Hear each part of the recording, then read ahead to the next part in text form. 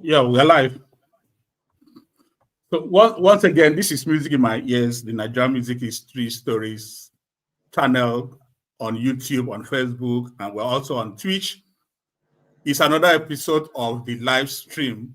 And today I have a very special guest, someone that changed the soundscape of Nigerian music industry in the 80s, in terms of quality, in terms of sound, in terms of songwriting, in terms of fashion, in terms of style.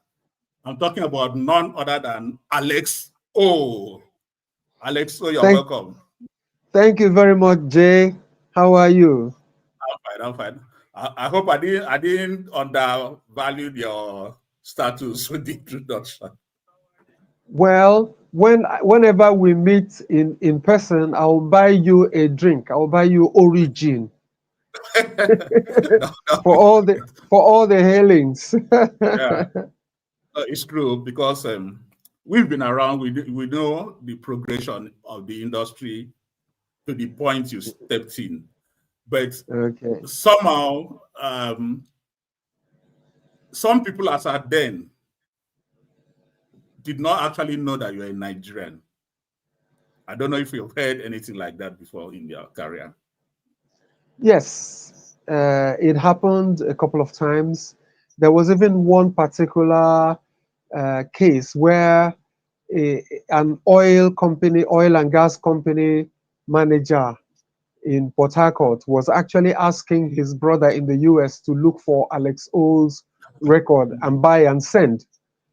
Okay. So until the brother now told him Alex O is a Nigerian. He's not an American. He's a Nigerian. So it's about the kind of music that we came up with that particular time.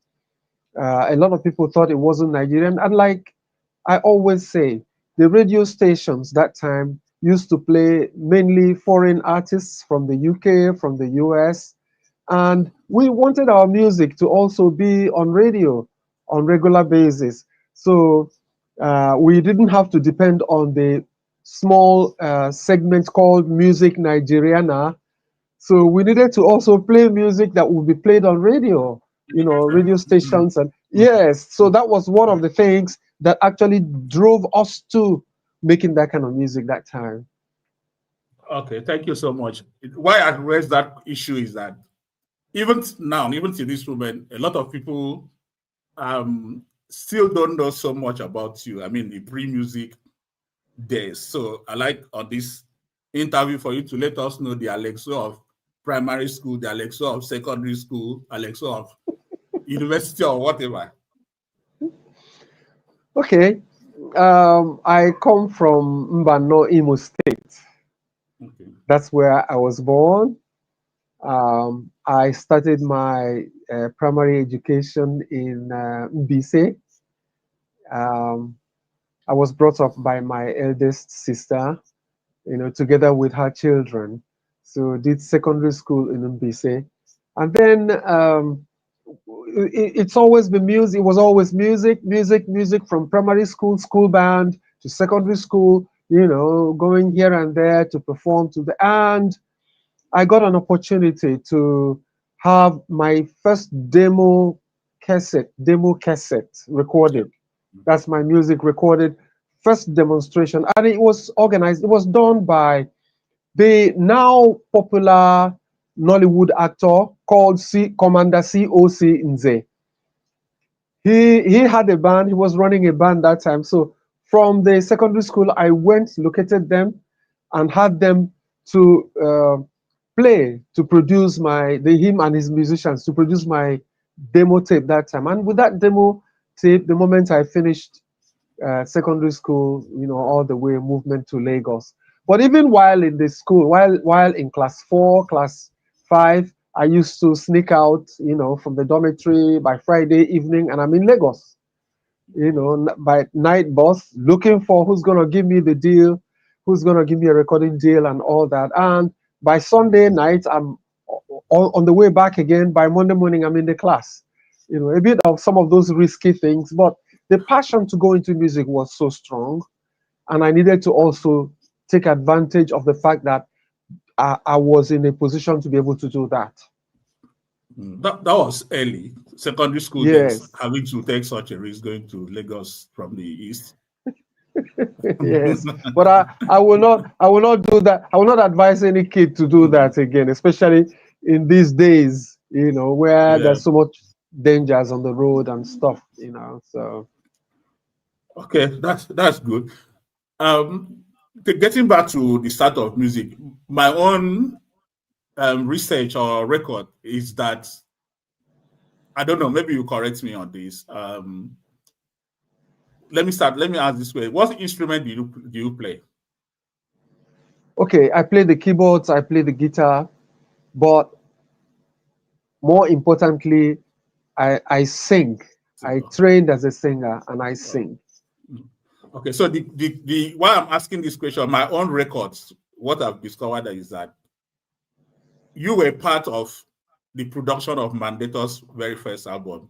Correct me, maybe I'm wrong, I don't know. Yes, you're correct. Now, let me tell you how that happened. After Lemmy Jackson signed me to his label in 1986, thereabout, yes, in 1986, 85, yeah, 1985 to 86. He wasn't really ready for the releases of the songs that he heard that made him sign me onto his label. So while waiting for him to be ready with the process, I was following him to the recording studios every day he was in the studio. So indirectly, I joined him as a producer learner as at that particular time. So, but as a singer, by that time I had already finished my training under Steve Rhodes, the great late uncle Steve Rhodes, who trained me as a singer with his family. They encouraged me, they taught me everything I started doing as a singer. So I was good enough to be working with Lemmy Jackson in the studios as a backup singer. So when you go to all the albums Lemmy Jackson produced those days during the days of the Mandators, a whole lot of them, even Bumi Olajubu, Princess Bumi Olajubu, Batamiadu ko ka. Yes, we did all those background singing. We did a whole that. And on the side, I was always watching what Lemmy was always doing on the keyboards, what he was doing, how he was producing. So it was a good thing that I did because it now empowered me to start to make my own journey as a producer, as a music artist, because I could put my ideas together even before he would come in to now finish it all off. You understand? Okay. So that means there's an Alex that was part of Sunrise. I think that's the very first album Mandators brought out in 1979. The one, not the Mandators of Victor Essien and Peggy. Yes. Okay. And Peggy Imana, yes. Yeah. Before then, they were under Tabansi. They were under Tabansi before them. Yes. Good. And there were about 9 or so, many of them. Yes. So when Lemmy started producing them, I started also to do backup singing, for them in each production session. I had a whole lot of other people. Also, the owner of Jato FM, Edward Jato. Yeah, Edward Jato. Yeah. Yes, Ed Jato. So we were all doing backup singing, under Lemmy and in his productions then. Yes, but I was also paying more attention to the keyboards and how he was combining tones and doing his job. When you find yourself around somebody who is one of the greatest to come out of Africa in the name of Lemmy Jackson, you don't want to miss anything from learning. Yes. Okay, so but getting into music, apart from the maybe Nigerian artists, foreign artists, who were your major influences? Who did you really look up to? Okay, I was more or less getting addicted to the music from Solar Records, United States.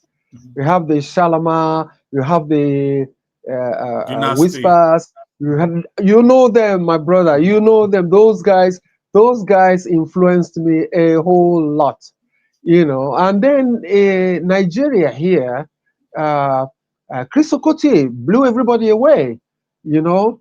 Jidobi also did.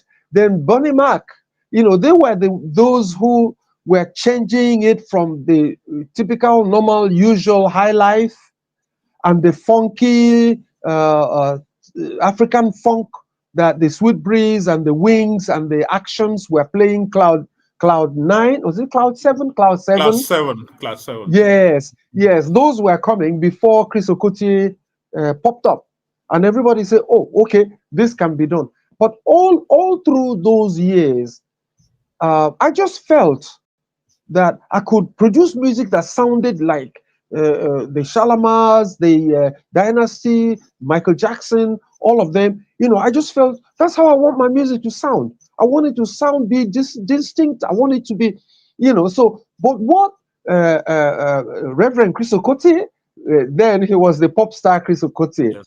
You know, the music he was very he had so much of confidence. And I can also tell you, a couple of days ago, we spoke about the man who gave him that chance. That's Haruna Ishola. Inshallah. Yeah. Haruna, yes, that owned Phonodisc. He was able, to put that vision across. He understood that that might work, and he decided to pull his resources into it. In fact, a couple of days ago, we spoke to the son, you know, and Yeah. and I was praising them for taking that plunge, you know, to sponsor Chris Okotie, to record him and put it, and it triggered a whole lot of new things that came up in the Nigerian music industry. And that was how we started coming. You know how after him, after Jidobi, Bonnie Mac, Felix Liberty exploded. Yes. Then the DK was also in that frame. Yes, together. Yes, together with yes, that was EMI, and we had Tony. We had Tony Okoroji, Okoroji. my big brother. Tony Okoroji was the one who was producing DZK. So by then he was more or less rapping, and it was also interesting to see. So when all these people were rolling with all that they were doing, I was like, I must get into the, I must jump onto this thing, man. This is what I want to do, and because also I had always been interested in going into music from primary school. So when all I needed to do was to look for where and how to plug whatever I needed to do so that the journey could get started, you know. So, and I took the chances that came my way, and God was able to, you know, put me through. Then I learned, and in 1988, my first album came out under the Polygram label via Lemmy Jackson Music. Yeah. Okay, Yes, that was yes, the link. Yeah. Okay, so before we yeah, get to your discography, which you are certainly going to tell us about, yes, um, working with or being under the tutelage of Uncle Steve Rhodes, what was it yes. like? Um, Now, this moment, when I think back, I just look at everything that happened through the whole journey from primary school. I just figured out that God placed people at certain points to take me through certain situations. And you understand, I came to Lagos. My friend brought me to Lagos, and I came, and we started running around trying to see where we could get a recording deal. It was getting difficult. So we went to EMI. They didn't take my demo tape. Went to Tabansi, even paid and did another demo there. It didn't work. So I started hustling, trying to see, okay, how do I raise money to be able to do proper recording? So now, my friend Victor Ogude, he's in the US right now. I spoke to him that I saw Uncle Steve Rhodes' band with him on TV. I said, I would like to meet him and see what I can do to learn from him. And we trekked from Lawanson straight to Babs and Shaun, close to where the youth service camp, a bit office was. Babs and close to Body Thomas. So we trekked, and that was the address we located. I went, knocked on that door, and somebody opened. I said, please, I would like to see Uncle Steve Rhodes. And he said, okay, hold on. They called him out, and I told him, sir, this is who I am. I'm trying to go into music, and I don't know where to start. I don't know how you can help me, sir, please. He said, okay, come inside. And I went in, and he spoke to me. He said, what and what have you done? Where and where? I said, I need to learn everything that is possible for me to learn. And that was it. He said, okay, I will help you. And then he fixed for me to start coming for lectures, for the lessons, voice lessons, twice a week. So each time I came, he would go to the piano and bring me to stand by his side, and he would one by one explain everything the voice does on the piano. The rudiments of singing, that's the basics of singing. He took his time for about 1 year to teach me how to sing. And then after that, he now added me to the voices, Steve Rhodes Band and Voices. And then I started putting me up to perform. And I can tell you that my very first performance after my lessons with Steve Rhodes, with Uncle Steve Rhodes, was the owner of Punch. It was his first memorial anniversary. So I performed at the National Theatre. That was my first performance, you know, after my training. So that was how the journey now started. And I also want to add here that by the time I went to see Lemmy Jackson, that time he was still with Twilight Records after producing Terracotta. You understand? Tell me if you know the city called Sodom. Yeah, yes. So I located Lemmy Jackson. So when he heard my voice on a small tape that I recorded in my brother's house in Lawanson, he asked me, where have you been singing? I said, I've been with Uncle Steve Rhodes. He said, oh, no wonder. Your voice doesn't sound like somebody who is trying to learn, who is trying to. He said, okay, I will not take you upstairs. I'm going to sign you to my own level. So that was how that journey. So Uncle Steve Rhodes taught me the basics that I still refer to today, till today. Anytime I want to prepare for a concert, anytime I want to prepare for a recording, I have to go revisit those rudiments, those basics, for my voice to straighten up for whatever it is before I can even record. So, like I said, God placed people. Before I even met Lemmy Jackson, I was that time Ed Jato of Jato FM was working as a sound engineer, having left EMI at the JAPEX recording studio in Anthony.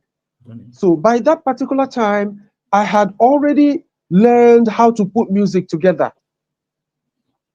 you know, but under Lemmy Jackson. So I went and before I went to do that demo, I knelt down and I asked God to please help me. Let me do when I finish this demo, let me not start working all over the place looking for who will sign me on again. When I finish this demo, God, please direct where I will go for this demo to start to go. And then that same day when I was recording, by midnight, one guy walked in to see the sound engineer, Ed Jato. So when he saw Ed Jato, they finished talking and you know, whatever they were discussing. And by that time, I was already listening to the things I was doing. So by that time, you know, he had listened, he had heard what I was doing. So the next day he went to the office and I didn't know that guy was the sound engineer of CBS that time, Sony Music. Sony Music, yeah. Yes. So he told the MD about what he heard last night. And then the MD now told him in the morning, go and look for the guy and bring him, call him. So I went, and he now called me, and I had to go to CBS then, before they changed to Sony Music. So The madam listened, said, I like these songs. I want to record, I want to work with you. How do we do it? I said, I'm signed under Lemmy Jackson, so I had to go to bring Lemmy Jackson to come. Somehow they didn't agree Yeah, agree. on the terms of the yes. So Lemmy Jackson now said, okay, let me go to Polygram. And he went to Polygram. It was Tom Cessna that was in charge there. And he said, let's go with it. And that was it. That was how the journey now started by the year 1988. My first album came out. Okay, we'll get to that, but let me say something. I don't know if you used Okay. to do selection tape, like all those things we selected and put on Chrome cassette, and all the Shalamars, Whispers, and the rest you mentioned. I used to do it, but Yes. Nigerian music never used to pop into those selections, to our selection, until I think the Okay. first one, because I was at Ife then, and we're very aware and very conscious of music. The very first one that was able to break into those lists we used to compile was Onyeka Nweno's One Love. Okay. After Okay. that was Alex O, Celebrate and Okay. Do It in the Name of Love. So you have Oh, explained cool. what we are able to do, but for you to get to the stage of Nigerians appreciating and including them in the list that had foreign artists, I mean, that was great, but what was the real ingredient I had to put in to achieve that? Okay. Quickly. After my first album, which sounded a bit too foreign, sounded a bit more British, sounded a bit, I started coming up with a second one. So, and I wanted it to be played in the nightclubs as well, not just radio.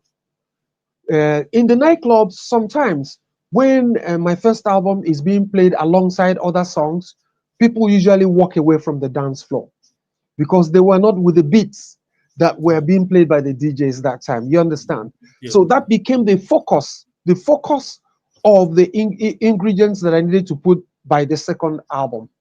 So by the time Polygram said, okay, let's go, let's start with a single, a maxi single, I said, okay, I'm going to do. So I went and checked which studio can I work with. And I figured out Patsol Studios at Sabo Yaba. So what I now did, by this time, I had been working with Lemmy, don't forget. So the experience I've been gathering a lot of experience on how to put it together. So I went to Patsol Studio, paid for the sessions, and put a demo together, a demo that sounded as good as what's going on in the nightclubs. And I took it, went to Polygram, showed it to Dindisi. Dindisi said, yes, this will work. So we now brought Lemmy to come to the studio, to now finish all up. So by that time, I had already put the foundations of the songs that were coming. And then Lemmy came and then put his own magic on top of it. Then in the middle of it all, I said, I wanted to do a rap in one of the songs. He said, what kind of rap? But you don't rap, you're not a rapper. I said, no, I just want to say something on the rhythm of the music. He said, okay. I said, and then that was how that one came. Make we take some time to bubble and shuffle after all the hustle and bustle. Everybody because I wanted to say something that's funny that will make people laugh, some kind of humor injected into the song itself. So we now continued with it, and the moment we finished, we had more like a sample listening party at the yes, at the nightclub, at the night shift nightclub before they moved to this Coliseum. So at the night shift nightclub, there was this comedy part of the show in the night as the whole music thing was going on. So everybody had to go back to their seat for the floor show and the comedy, So by the time the music was to start again, they now started playing Celebrate. Everybody rushed to the dance floor. After Celebrate, they played Wah Wah Wah Dama. If more people came to the dance floor. Then they played My Light. Everybody continued dancing. They repeated Celebrate. So the owner of the club the governor, The governor. Kenny Olumese. Yeah. Yes, he came to where I was sitting, dragged me by my hand and walked and said, "See it, if you get the beats right, everybody will love it. You can see it now. You don't have to worry yourself anymore." So I actually shed tears that night because that was a sign that that album was going to be a success. Yeah. That's a good Yes, one. yes. But So this but it, yes, so yeah. yeah, carry on, carry on. Okay, the song I want you to talk about, which two songs. Let me quickly two songs. The first one is Say No. Okay, Then the second one is Smile. I just want to talk about the okay, philosophy about behind those songs. okay. Say no. Is say no came from the idea of the general say no that we say no to drugs. You understand? Oh yeah. Say no to substances that can derail your brain to start doing something else instead of what you're supposed to be doing. So that whole campaign was ongoing that time, and I felt I needed to make my own contributions. You understand? My own contribution towards it. So that song came. I did a little bit of jazzy, a little bit of, and it also came out more like the others as well. But it wasn't that time. It was all about love songs and dance songs, but that one I needed to make sure that message also came out from there. So and it worked out as well because a lot of people paid attention to it. And it's still Yes, and useful till then now. yes, it is. It is. Mhm. Substance abuse has never helped anybody. Even when you're on the road driving, if you are high on alcohol, your perspective, I mean, your perception of the road and distances, they now disappear. You may not know something is closer to you than it looks. You understand? Because your eyes are blurred, because your vision is blurred. You understand? So it still makes sense today for people to stay away from. If you're going to drive, don't drink while you want to drive. And if you want to enjoy yourself, don't overdo it, because when you do, you encounter certain things that will not work for you. Yes, and then smile more like, I Smile. mean, there's nothing wrong with people seeing you smile. Even if you're having a bad day, you put up a smile. You understand, and nobody gets to know. Oh, okay, he's gonna die. He's dying, and then you go through life like you don't have challenges, even though they are there. In this life, we have challenges every day. But you don't come out of your house looking very sad and angry towards everybody and anybody who runs into you, during your activities of the day, you know.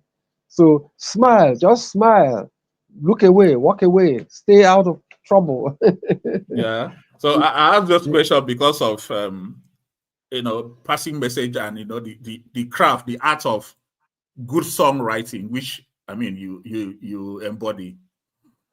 Okay, okay. Even the one that I'm promoting right now, Take a Break, is Yeah. still so. Every time I'm putting a song together, whether it's a love song or a party song, I always have this advisory inputs that I make into them, to remind people that there are things that you need to not forget in your life. For example, take a break. Take a break. People in the middle of the hard work that you do, still find time to relax, find time to take a break, find time, because if you don't, your body will help you take the break. And when your body Yeah. takes that break, you may not always recover from it. So, That's if true. it's, yes, if it's going on a holiday, if it's going to watch football, if it is going to play football, if it's swimming, if it's whatever it is, playing football, watching movies, take a break from work. And when you come back, you will figure out that you have refreshed yourself, your mind, and you can now go at the things that you left, with a breath of fresh air, with your mind more settled, and then you can now be ready to go at the things you were doing before you took the break. So most people just don't, but it's all work from morning till night. Work. Some who will even sit from morning till 9 to 5, sit without standing up, walking around. And some people may be having blood clotting problems and all that. So those will help to relieve you, to freshen you up, you know, and you get to be living longer than, you know, than you normally would have if you had continued with all that whole stressful life and stuff, you know. All right. So, like before, at a point you left Nigeria. What prompted that? Okay, my career peaked. Played almost all the cities in Nigeria. Some of them about 5, 6, 7 times. Warri, Port Harcourt, Jos, Kano, everywhere. We were just playing, and you know. And I also had a thought that at some point, you know, this whole saying that music and stardom is not something that lasts forever. Forever. So yes, I started thinking, what happens when the music stops playing? And then to even support that thought, the music industry was going through a very difficult phase at that particular time. The piracy thing was coming up. The record companies, who I don't know what their own problem was, but they were just not happening. I actually finished a whole album and took to the record company, and they said, "Oh, we don't have the resources to even put it out in the market." You know, so I'm like, at some point things will change, and when things change, it may not be very favorable to you. So think of what you can do. And I decided to say, first thing, let me travel out of Nigeria, experience how other musicians in other parts of the world are doing things, study, uh, do a whole lot of other things, you know. And I left. I traveled. First port of call was Singapore, you know, and that same night I got a job as a singer in one of the biggest hotels, you know, that same night without removing my jacket, So, you know, and that continued, you know, now came back, organized, and then went back. Rewind to how that happened, please. Okay. From Port Harcourt, I traveled out from Port Harcourt, got to France, and then transited, used another flight, you know, took another flight to a connecting flight to Singapore. So while during the connecting time, there were some people that were other passengers who were also coming to Singapore that we met. Some white people, let me use that word.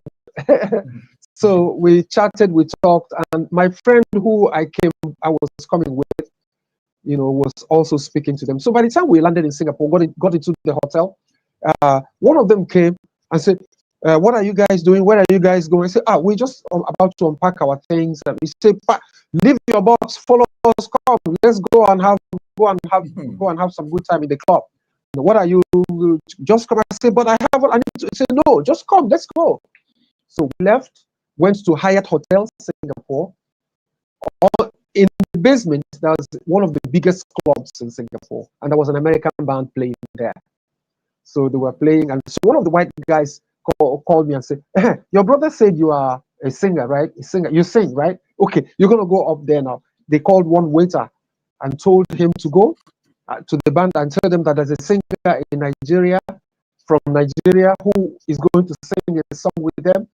So they went and told the band my name, and the band, "Where is Alex? Oh, where is Alex? Oh, can you come up? Let's jam a song together." And I went on stage with them, and I asked them what songs they play, and they started playing one song. It was "Don't Look Any Further" by Dennis Edwards. Dennis Edwards. You know it. You know this industry. Don't look any further. I fired that song in the club. The whole club turned upside down. Before we could leave the club, I already had 4 job offers as a singer in four different clubs. So that was how the journey started, you know. So I now said, okay, what do I do? So I came back, organized myself properly, and then went, and that was it. And then from Singapore became my base. But from Singapore to France, and back to Singapore to Sweden, back to, you know, a whole lot of countries, you know, and that continued. I was able to study. I was able to learn more how to produce. I was able to, you know, learn a whole lot of things. And I'm back again with those additional skills to you know, to Yeah. continue life and continue with the things I was doing. Well, that's a wonderful thing. Yeah, I mean, it's like when they say preparation meets opportunity. Opportunity, you're Yeah, correct. Yes. that's just what's being able Yes. to say now. Yes. Somebody, Yes. Harry Safari, let me just take a comment. Kudos to you, Alex, for your contribution to Afrobeat genre. Thank you. So I think that's a comment I could get. Now Yes, we are back. and let me explain to you. Those fusions, those experiments we were making those days, take pop music, swing pop music, mix pigeon rap, add Igbo chorus, and all those things. Those are the things that actually resulted into the Afrobeat thing that's going on right now. Yes, you know, so it needs to be said that we laid the foundation of what it is that's going on now. Yeah, it's true. It's true. And we thank Yeah. and we thank God for it. And we Yeah. thank God for it. Yes, What yes. you said is important because some people don't know how to look beyond maybe 2020 in terms of music history in Nigeria. Music, So yes, it's yes. very And that's important. the reason, and that's the reason why our program Legacy Lounge, you know, is getting bigger, getting more popular, and people are paying more attention because we're bringing all the people who played the roles for this whole thing to stand gidigba the way it is today. You understand? And we will continue to do so. Recognize them, give them awards, give them certificates to say thank you for your inputs towards building this industry. You know. Okay, thank you so much so far. I'm cautious of the time. Okay. So Oh yeah. now, talking about the younger generations now. Would you like to work with any of them? How do you look at working with any of them? Yeah, I would like to. I would like to. Why not? There are a couple of them that are hardworking, that are very good. But I must also make sure that the person would want to work with me. You understand? That's one. So I must also make sure it's somebody who can look at and say, yes, I'm compatible with this person when it comes to doing a project. I've seen a couple of videos where only two artists are in the audio and only one artist is in the video. And I hear the other artist refuse to appear in the video because he wanted more money and a whole lot of things. And I looked at it. Some of those challenges, some of those difficulties, do I really need them right now? I can write any type of song I want to write. I can sing anything I want to sing right now. I can record it. I can put it together as an engineer. I can also produce the video for myself. So why do I need anybody? Of course, in between, it will be good. Variety is, they call it the spice of life, but it has to be somebody who is compatible with my own belief system, who is compatible with my own belief system, and that is somebody that's not going to come tomorrow and bring problems. I've tried doing a collaboration with one artist sometime in the past, and the way he took the materials and disappeared. You know, for over 10 years, I've not heard anything about that material. You know, you understand what I mean? And a lot of challenges come from all these collaborations and stuff. So I don't want any, at this time, age, and stage in my life and career right now, I don't need any headache, unnecessary headache. You understand? I believe I can still make as many hits as possible. I did all those things that I did when I didn't have anything. I was just trying to start up. Now I have my recording studio, I have film studio, I do anything that I want to do. Yeah, so you know, but whoever comes along and has something interesting, why not? There's nothing wrong with it. Okay, but coming back, when you came back to Nigeria, what were the sound has changed? How was it easy or difficult? Was it easy or difficult to adapt to what was now current? Okay, by the time I was coming back, I now have acquired extra skills, especially the digital stuff. You understand? So I already have an idea. But what happened with the change was the music. The music, I just figured out, okay, but all you needed to do was to analyze it. Basically, what's going on right now, part of it is what of it, and then in between you can put the Makossa dance beat, you understand, and then it opens it all up. Now it's more of dance and then more of the African rhythm, you understand. So it's not really too different from what we were doing, because in between what we were doing that time, the R&B and pidgin and this thing, we were also doing like mosquito kwe, kamadu dindu na rabal, awuta. You see, that's house music. And then I had the Igbo thing on top of it. You understand what I mean? So it's not different. It's not a question of fine-tuning it, making it sound much better than it used to sound those days. And what has helped is the technology that came in. Technology changed everything. During that time, it was difficult. It was challenging for you to get into the studio and be able to finish on time and come out. Right now, I can decide to do one song, one whole month, because the studio is mine, in my house. I don't need to pay, you understand? Because technology has made it simpler, made it easier for you to be able to do your music in your studio and have it come out, sound as good as you want it to sound. So the major issues we had those days was the sound quality between what was being recorded abroad and what we were doing. So that was why Lemmy Jackson and I had to work so hard that time to be able to meet up. First of all, we started the sequencing of music during that time. And as time went on, everybody now went to it. So it's just like as the AI technology has come for the videos and for whatever it is, it has come to stay. You cannot do anything about it. If you don't want to be part of it, look away. But it's not going to stop the technology. Sooner or later, you're going to join back and you will be late. You understand? It is here. Whatever it can help you to do, you carry on and do it. So technology helped the musicians that we found on ground when we came to be able to be doing a whole lot of great things right now. And I have joined. Once you're a musician who works hard and adapt, you can adapt to any, you understand? We're here. Okay. What is current? What are you working on right now in terms of music? Okay. Right, still in the middle of the promo of the single "Take a Break," Body No Be Wood remix. I have other songs that I'm working on right now. Probably 8 or 10 songs. Maybe by the middle of coming month or the ending of this month, they will be ready to go. They will be out. Full album. I haven't decided what I'm going to title. The title of the album will be, but there will be beautiful, great songs that are coming.